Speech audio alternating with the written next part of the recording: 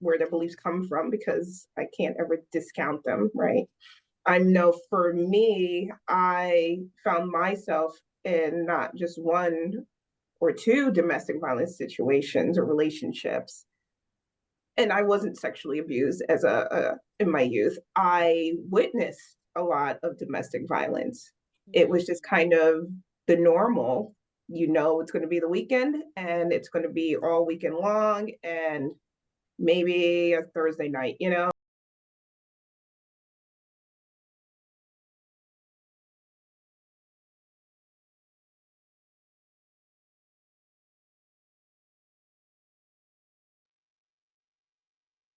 Wow, wow, wow. Future Risers, we are back again in the virtual building.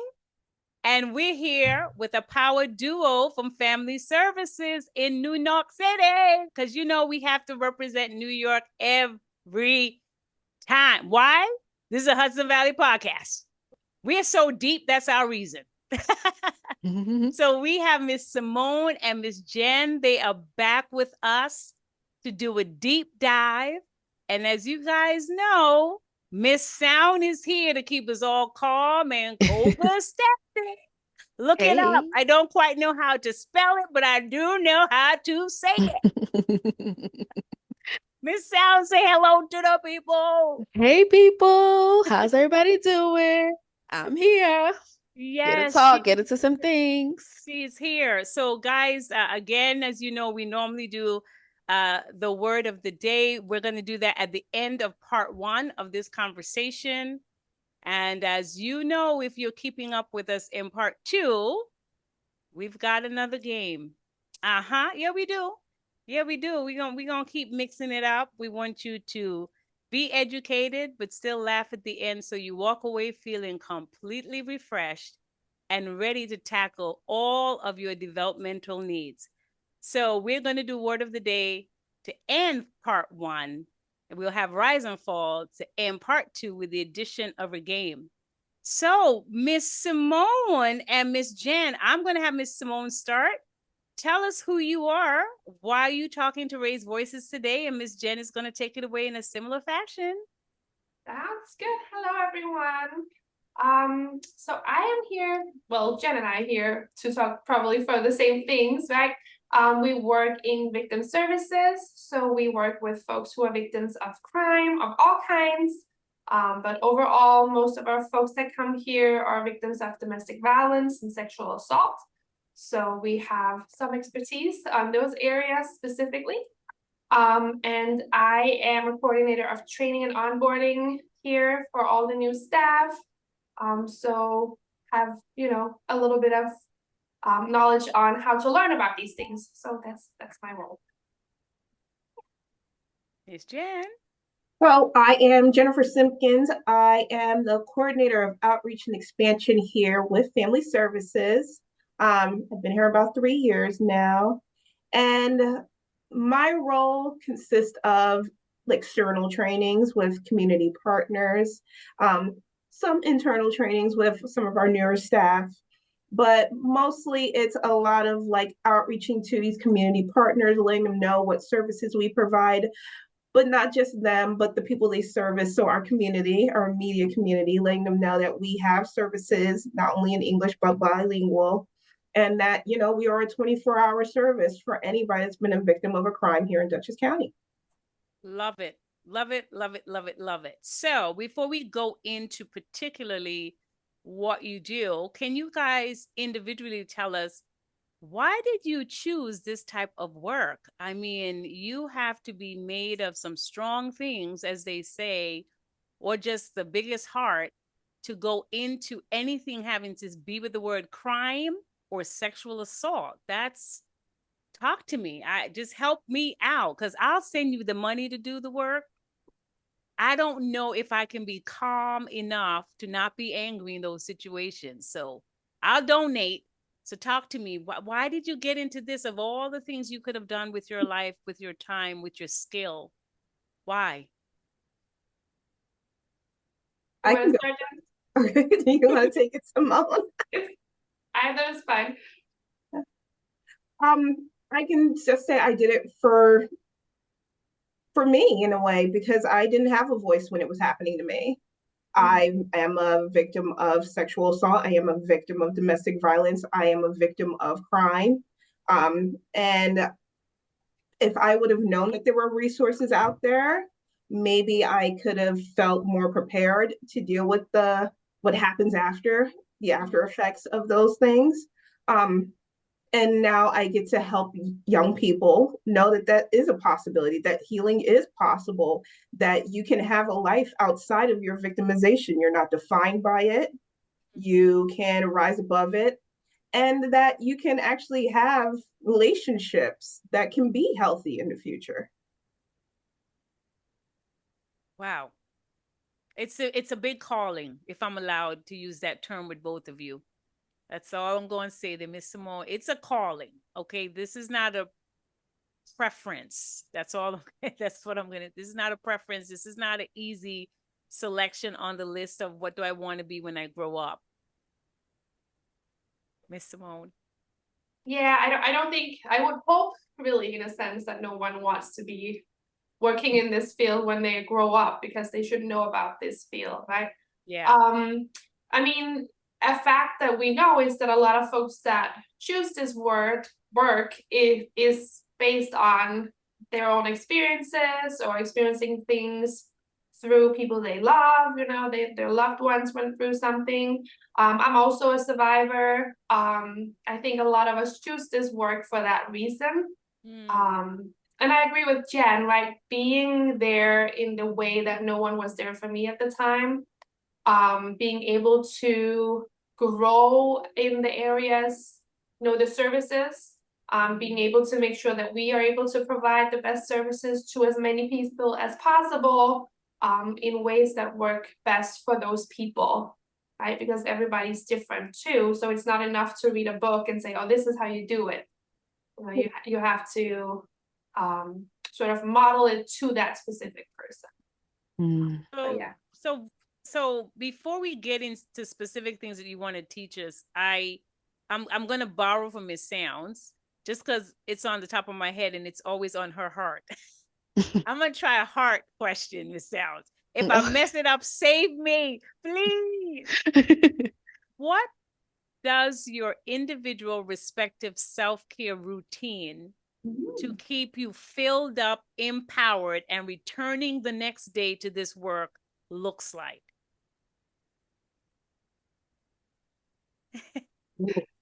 You want to start again, Jen? It's weird because I know it's supposed to be self-care. I really do. I get it. And we all, Simone knows firsthand, I struggle with that so hard.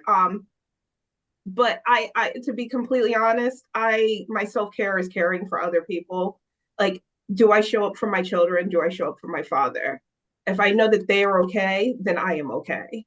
So I need to make sure that I care for them in order to care for myself.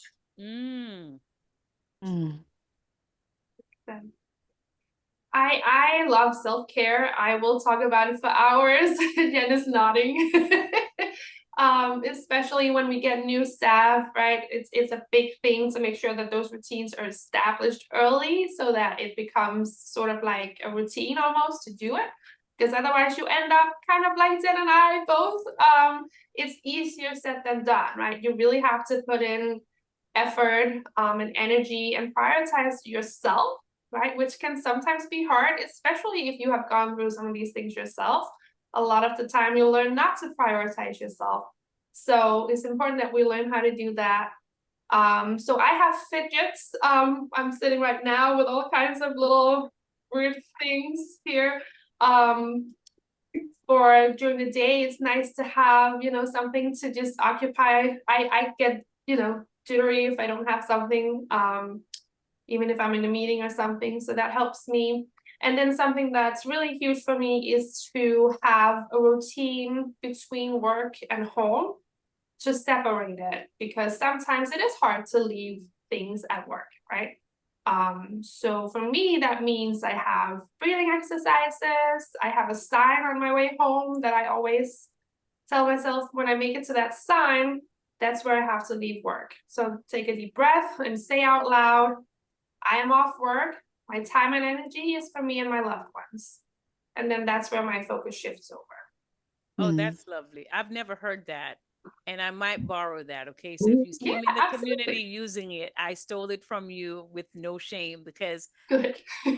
I love that. It reminds me of a story that my pastor told a couple weeks ago where he and his family would normally go to a certain place for vacation, and he had planned it and they all wait for that, and then as he crossed over the bridge, like things were not everyone was not calm and happy. They were tired, they were hungry, and they were complaining.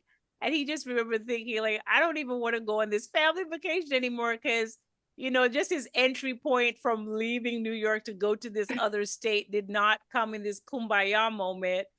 And he got so frustrated that he went back over the bridge and did a restart. Wow. I was like, who does that? And he felt like it was important to just get the family back on this level of peace so that they could continue this family vacation and not mar the memory of it, but be able to celebrate it at the end. And I remember thinking that was quite strange and weird. And now you're telling me of, you have sort of your historical mark of where you drop off, the work part of you, the professional part of you, and then give yourself permission and grace to enter into the personal side. So between the two stories, I got work to do. Miss Sounds. But you both work in this field that is comprised of a lot of trauma, both the trauma of the people you're serving, but then also sometimes the revisitation of some of the traumas you both have experienced. And so understanding the nature of trauma it fractures, one inside.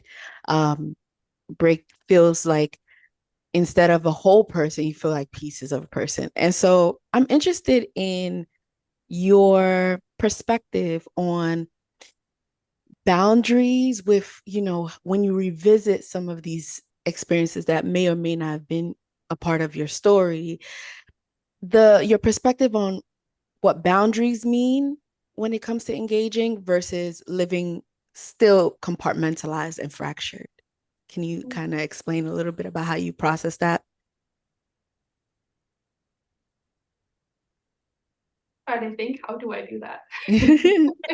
I think for me, I'm at a point now where I can use my personal experiences as a strength. It's no longer something that when I think about it, if something comes up in the work that reminds me of it, it doesn't completely get me out of course. So I use it instead of, in some ways, a strength that I know what this felt like for me. I know what I would have wanted now that I have the knowledge. I know what could have been done for me. So I can suggest that to the person, or I can tell them about it. But then on top of that, also remembering that I am not them. So even if I did go through something similar, I was not them going through that thing. So still keeping that in mind too. Oh, that's Wow, good. that's good. Good. I'm gonna need a good stamp, like just this goes on the screen. So good, Miss That was Jan. good. Well, That's a really good question. It's very in depth. I think for me, like, this is gonna sound strange, but I embrace it. I embrace the trauma in a way because it's not gonna leave. Like, right? Like I'm not so ignorant or unaware to know that that's part of me now. Like it's woven into my makeup, and I get that, and I really do. So I embrace it in a way that I'm like, I'm alive. That's what that means. It still hurts because I'm alive, and because of that hurt, I'm always going to try and work to make it feel somewhat better. And if I can't do it for myself, I can do it for someone else. I know what that hurt feels like. And then if I can just somehow, even just a little bit, take that away from somebody else, then that makes me feel a little bit better about it. Like I need it in order to keep going in a way. Yeah. Yeah. Ooh. Sticking along the line of trauma and how it breaks and it leaves shards and pieces, even when you've done the work. how do you facilitate the conversation with those who are at the beginning of their journey, trying to pick up the pieces, trying to stop blaming themselves for the situation or the results of the situation? How do you foster that conversation to try to engage with them that all trauma is not negative, so that they know that there is, along the journey, even though they're at the beginning, along the journey, there is a way to use the bad trauma to turn it into good in order to keep going forward to become better eventually? Is there a way that you facilitate those conversations when somebody is newly out of a domestic violence situation, or newly accepting or saying out loud that I have been sexually hurt, or it's a criminal activity that has happened to me? Because I would imagine that most people don't ever want to say that out loud, even if they're fully aware that this is wrong, that this should not be my life, this should not be my environment. But when you have someone that's like, I can say it out loud, it's wrong, it's terrible, it's horrible, and I was in the middle of it, how do you facilitate any conversation around trauma to say that, as terrible, as horrific as this is, we can turn this into a good superpower eventually? Or do you have that conversation? Might be a better question. I know I do. I've met with clients and it's their first time in the office and they're they're hurt, and it's hard for them to figure out where the hurt's really coming from. Is it because it's easy to say it's the offender, but sometimes they feel like they hurt themselves by putting themselves in that situation. And I really do stress to them, like, I know that this is not a place you want to be, but you're here, and that's because you survived. So let's just start right there. Like, you're right now, you're not a victim anymore, you're a survivor.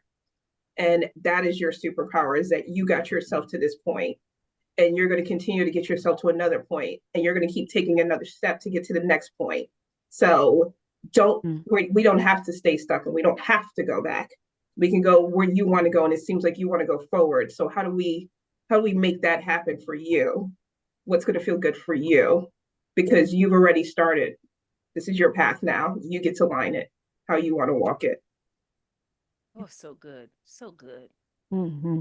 I'm going to find a soundbite that says so good. Because it is. Miss Simone, your stance on that? I saw actually a quote not so long ago that said, trauma changes you, but so does healing. And I think that's very much showing what it is we do, right? You're not done yet, right? So I very much agree with Jen. It is something we say out loud, and there's a power in that too, right? In saying things out loud. And then I think the biggest thing is empowerment. When someone has been through something traumatic, their power was taken away from them. So when we can assist someone in getting their power back, that's really what they need. And then once they have that, they don't need us anymore. And that's the goal, right?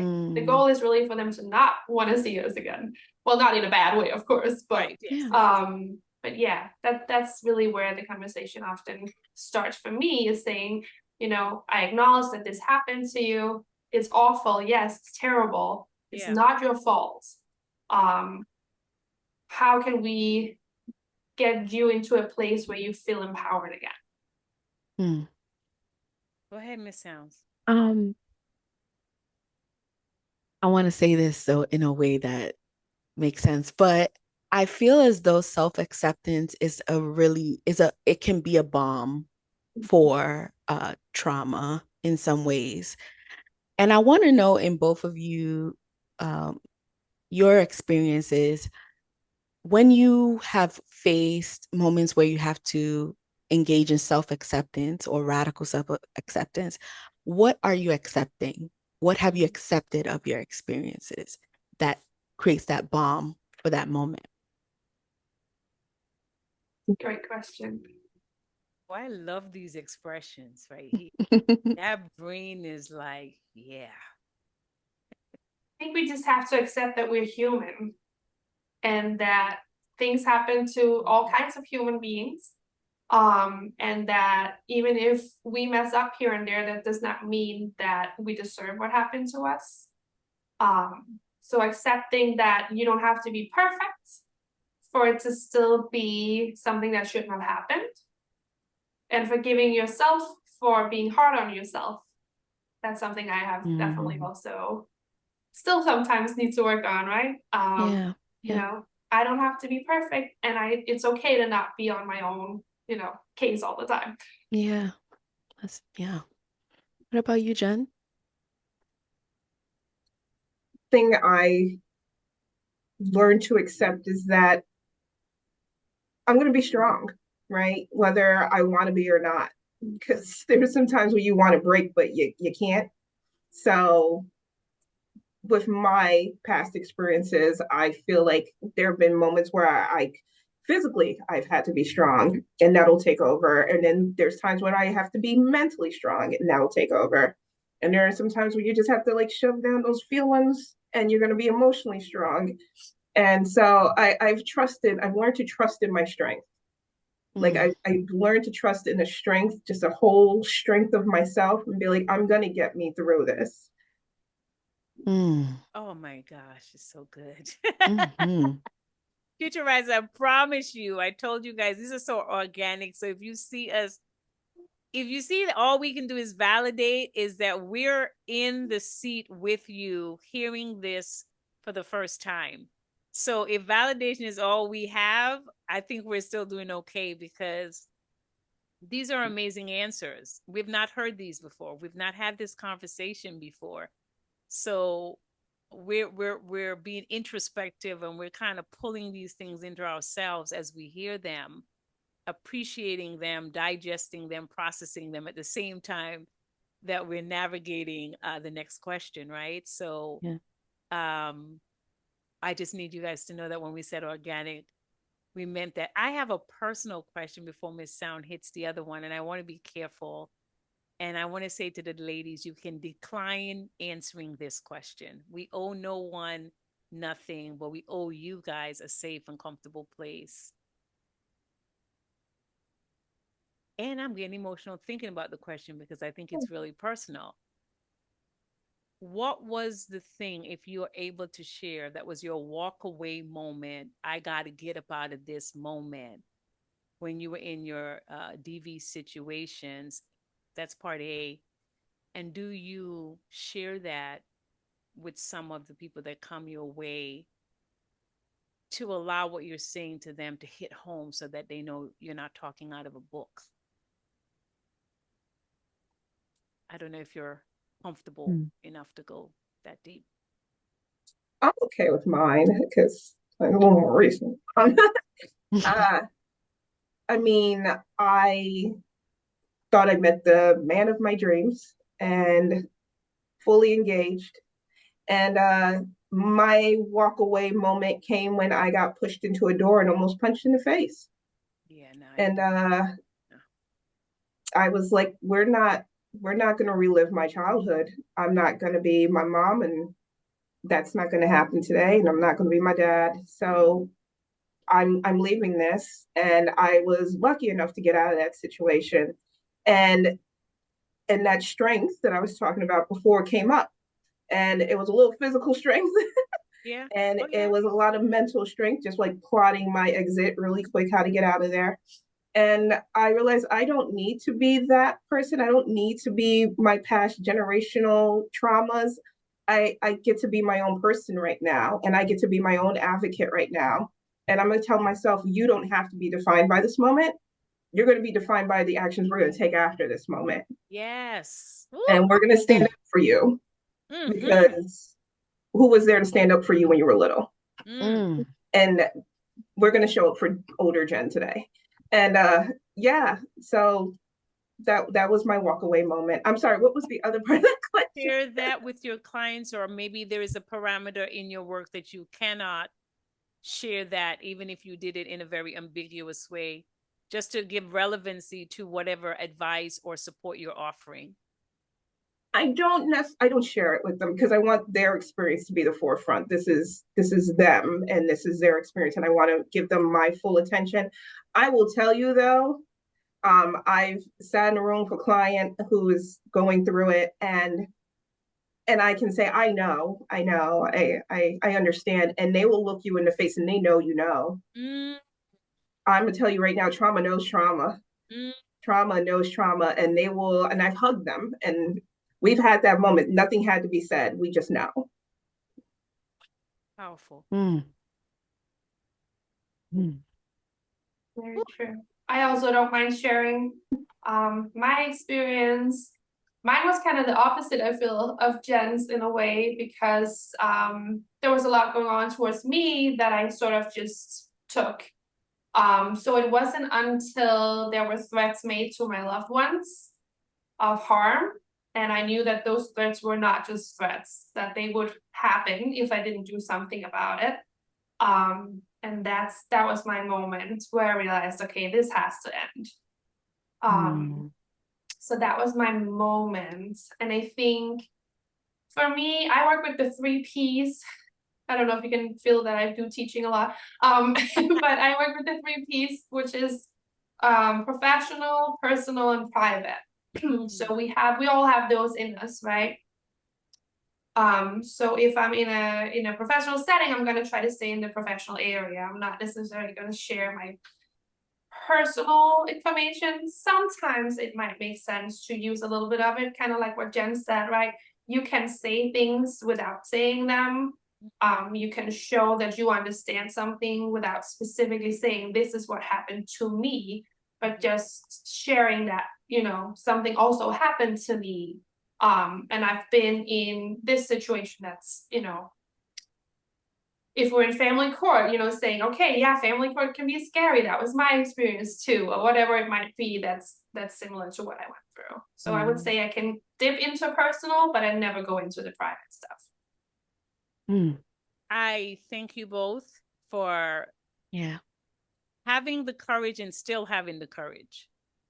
And the reason why I say that is because many survivors can start in a place of triumph, but life can still beat them enough over the head where they slip backwards.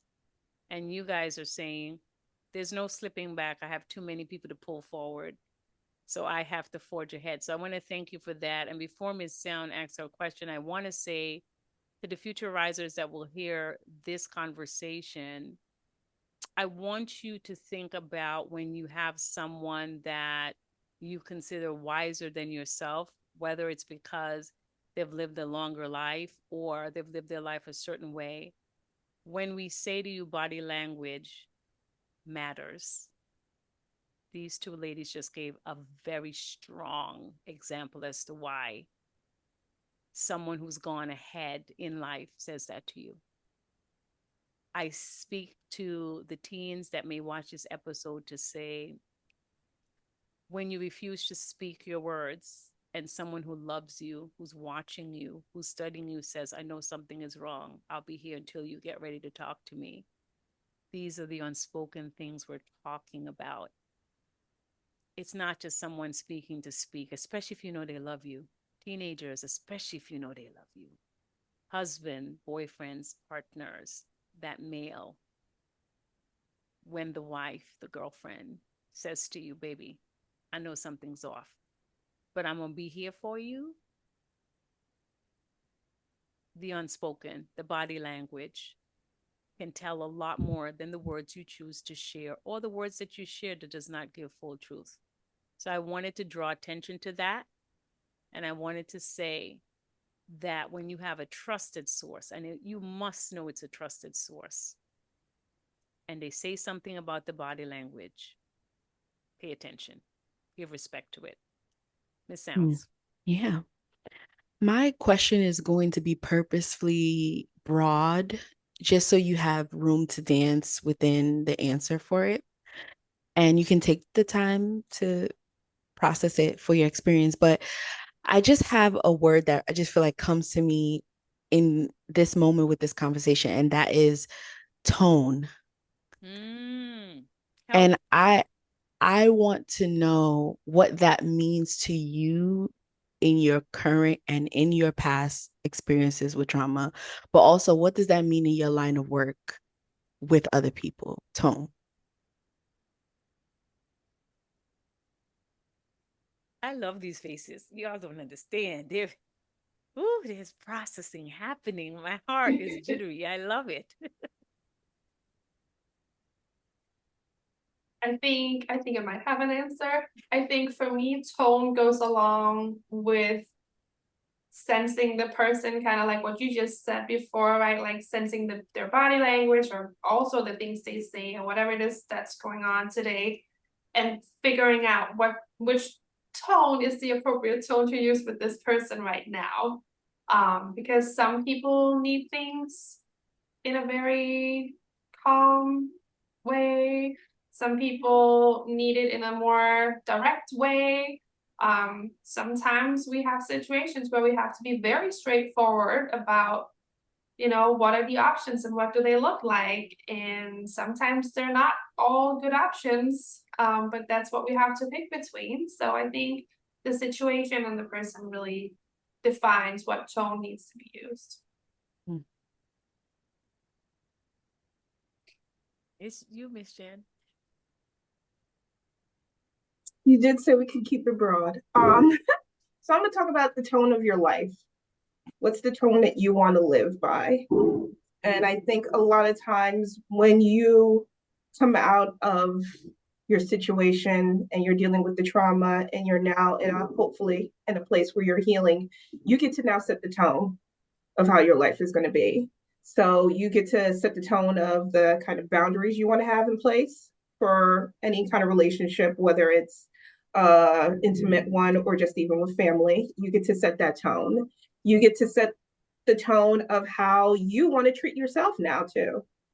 Like, what will you accept in your life? And that's okay. It's okay to say, like, I want to have a totally healthy, mental, healthy life. You could get to set that tone. I think a lot of times people think that the trauma just stays with you and it can break you, but that trauma can actually help you now learn what kind of tone do you want to set for yourself. Yeah, that's so true. Ah, Miss Sound, that was a good tone.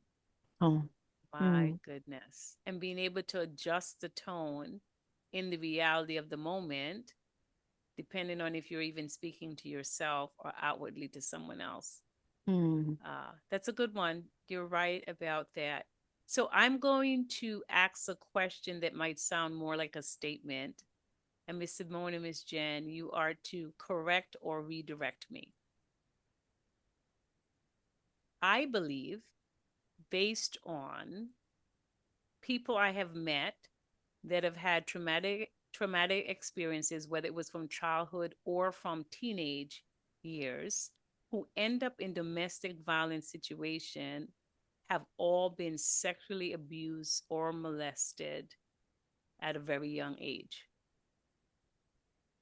That's my belief based on I went through that sexual abuse at the age of 8 all the way into my teenage years.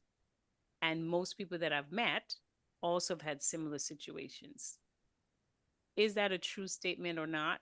Based on the people I've interacted with, it's been true for me.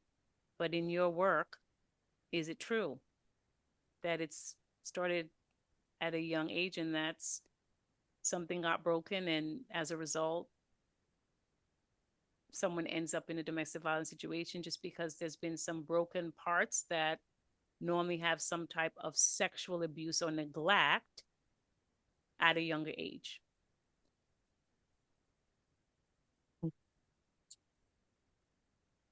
Who wants to start? And that's just, it becomes regular. Educate us. Educate us. So I don't think it necessarily, I totally validate means like there also is an element of sexual abuse. I think that there is an element put into your mindset sometimes that helps you feel like you don't have value. So like I know for me personally, growing up in that kind of household, it was so focused on those two parental units fighting that nobody paid attention to the children. So I didn't find value in myself. I was more seen as like some kind of problem that probably led to the domestic violence, which led me to probably being open to people manipulating me and saying, "Oh, you are of value." and then taking full advantage of those situations. I will say those domestic violence relationships did include elements of sexual abuse, though. Thank you. I think I want to start by saying I'm really sorry that happened to you, and thank you for sharing with us to, be comfortable enough to do that. I don't know that we can say that domestic violence happens because of anything you've gone through in the past. It is never your fault, whether you made choices or other choices were made for you. But I will agree with Jen, right, that if you've gone through certain things, or you grow up learning that certain things are normal, or this is just how things are, then you're probably not going to question them in the future, maybe in the same way that you would if you didn't experience those things, right? So if you have already learned as a child that certain forms of abuse happen, and maybe if you learn that nothing is done about it, then you could find yourself in a situation where when you experience something like that, your first instinct is not to say, what is happening here? I will not accept this. It could be, oh yeah, no, I know this, right? And unfortunately, we also know that some kids, young folks, leave situations like that to get out of that abuse and then end up in a different form of abuse. Because again, they're just trying to leave that first place. So there can be many ways someone could end up in a domestic violence situation. And certainly it does happen that I have seen too, that people have trauma from their past, but it's not because of that they are a victim or a survivor of domestic violence. It's just in a sense with that. Yeah. So risers, I want you to hear these two professionals define that, because two things. One, I never ended up in domestic violence because of what I went through as a child, right? So I'm not the normal case. When I realized what was happening, I made a blueprint for my life very early, and I have never been in a domestic violence situation. People have tried to bring it, but I've terminated it real quickly because that was not, I felt like I'd gone through enough. No, thank you, right?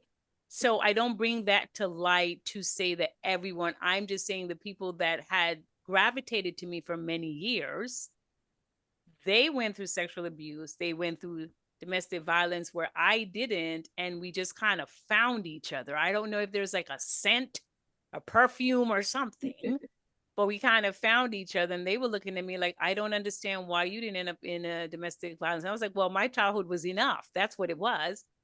And so we just kind of found each other in groups. She went to a fair, and you end up talking to that one person, and then this happens and you realize, oh my goodness, we have similarities. The reason why I wanted you guys to define that is because I don't attract that anymore. But there was a time in my life where I seemed to attract everyone who had a very similar story, who went further off the rail than I did. I thought my life was bad enough, so I didn't want to go any further off the rail. So I just stopped myself, and I wasn't going to indulge. But I wanted you guys to clarify that, because I feel that a lot of people will still think one and the other always come together to make two. And so that's why I asked that question the way that I did ask, is I want people to have hope, to know that regardless, as Simone said, regardless of your past, you still have choice. You still have hope, and you can choose a completely different path than what the past says you have to choose. So that was really why I asked that question, was to get to that avenue. So thank you both for answering. Thank you for saying that you're sorry I went through that. I will say that now I am older, and because of my interaction, I realized I had to go through that to become the person that has no problem saying no, regardless of your response to my no. There's just certain things I am not going to do based on where I came from. I was like, oh, that was enough for me. Right? So I thank you for that. And it's been very easy to speak about it because I, as Miss Sound will tell you, once lost my voice. I had stopped talking. And the positive that came out of that is that I became an active listener and realized that listening for a long time before you speak is even more powerful than speaking all the time. But I was in a dark place when I learned that lesson, right? Because I was just like, yeah, I have nothing worth saying. Because of what I had lived through, there was no way I could bring that to light. And so the default thing was, well, just listen to everything that's going on around you. You know, so when my voice came back, I'm going to say what I need to say and stand by myself, regardless of what it is, you know. So choice was the big thing I learned from all of this. We still have choice. It doesn't matter how far down the tube you go. My goodness, choice is for everyone. So Miss Sounds, thank you for allowing me to go on that pathway. It seemed like a whole therapy session happening today. Good. That was so good. I imagine that, I mean, if anyone has gone through trauma, you understand that there's a element of, and probably sexual trauma, sexual abuse, these kinds of domestic violence, any kind of violence. There is this aspect of dehumanization that occurs in those moments where you almost don't feel human, and the abuse brings you to a place of, well, am I valuable enough, even as just a living, breathing human, to not receive this? But then there is this pain of living in your body. Like imagine that, like, it's painful to live in your body and you want to escape. And so a lot of this reaching for external things is it's painful to live here. I need something to kind of soothe that outwardly. And so in your work with people that probably maybe for a long time haven't even considered their bodies, don't even want to even talk about that, don't even want to even look at it. How do you assist in this kind of re-entry into the body? Because it's a painful place for some. That expression is awesome. I love it. I love it. She's like, that's a deep question. Yes, that's deep. I mean, you're right. Like, I think when it comes to like more so sexual assaults, you do feel very dehumanized. Um, but I think that comes with some dissociation too. Like you start to just pull away from yourself, and that brings in elements of shame and self-hatred. And it's because I mean, at least from my perspective and what I've seen and what I've gone through, like it's a lot of self-hatred. It really is. And you're the blaming yourself for what happened. And I think the most important way to get back into respecting your body, respecting yourself, is learning that it wasn't you. Yeah. You didn't allow this. You didn't want this. And that you're going to be more than this. You might not be able to get past that moment, but there's so many other moments you can have. And you have to be ready to live those moments. So you have to be able to, it's okay to give that other person that blame right now. You don't have to carry that. And I think for me, that's what helped me get there, was like, that's not I didn't make that choice. Somebody took that choice from me. But I have a whole lifetime to live where I get to make a whole bunch of other choices now. And I'm going to let them keep that blame. I think my experience, it's getting to a point where someone can acknowledge what happened and who they are now, whether that's a body thing or a mind thing or both. And then also allowing yourself to grieve what it's not anymore, right? Whatever that means to you. Some people go through all the stages of grief, right? And then once you have reached that acceptance of yourself, you can get to know yourself again, right? You can get to know your body again. Maybe sometimes there are actual physical changes for people that they also need to get used to or get to know.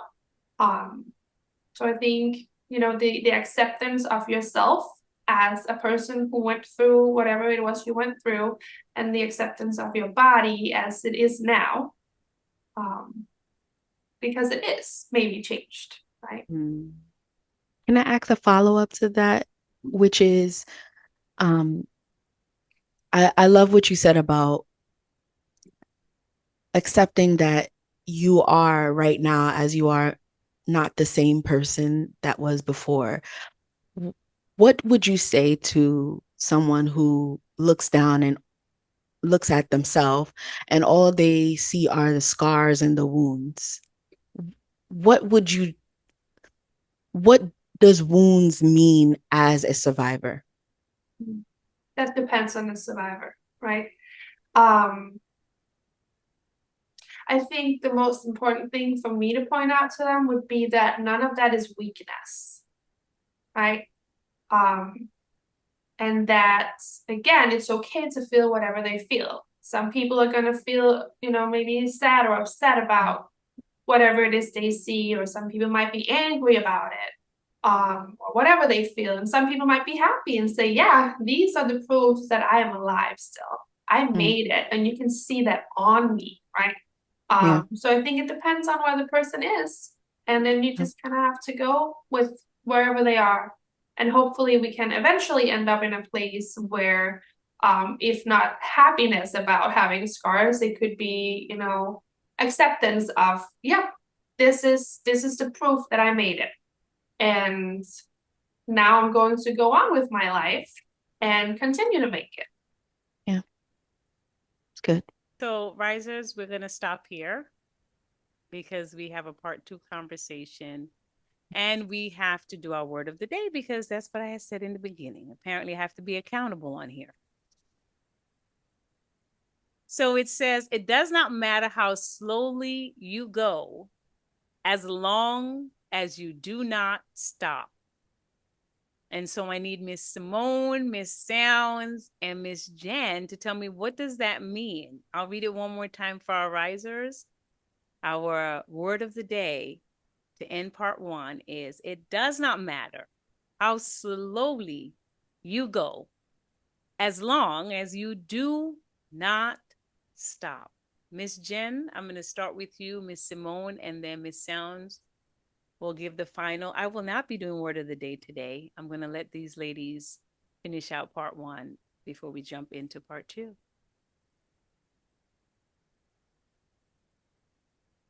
I like that saying because it for me, it says that everybody's got a different path, right? And everybody's going to walk that path differently. The real goal is to walk your path. And yeah, you don't want to stop. And there's going to be different trials and tribulations along the way. There's going to be different outlooks and different things that you encounter, but you can't stop. You know, you have to keep walking that path, your path, and no one gets to define what that path is but you. Yeah. Miss Simone. I think I'm gonna not necessarily challenge, but just point out a little bit that there's a difference between stopping and pausing. It's okay to take a break. It's okay to say, you know what, today is not the day I'm gonna walk, 70 miles. Maybe I just need a nap today, and then tomorrow I can start walking again. So I think as long as you have the intention and you check in with yourself what you need today, then you can continue the journey when you're ready for it.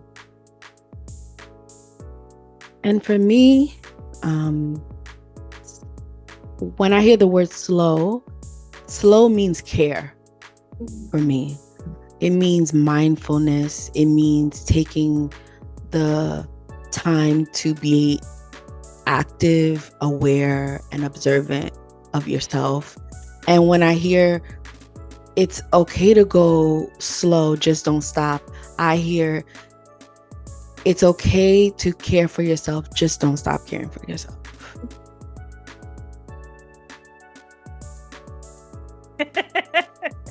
That's Miss Yeah. Sounds for you. She's always gonna reach down to the toe. Y'all better get y'all workout in.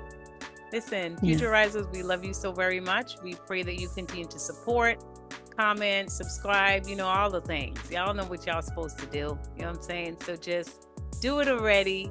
Show us some love so we can continue to have these kind of guests and these conversations. And then we could just grow. It's one thing to talk about it. It's time to do some work. And we're hoping that we give enough here that you know what kind of work and you have at least a starting point. Now the finisher is yours. All right. We can't do that for y'all, and we've told you that. But if we can help motivate you to start, I think we've done okay.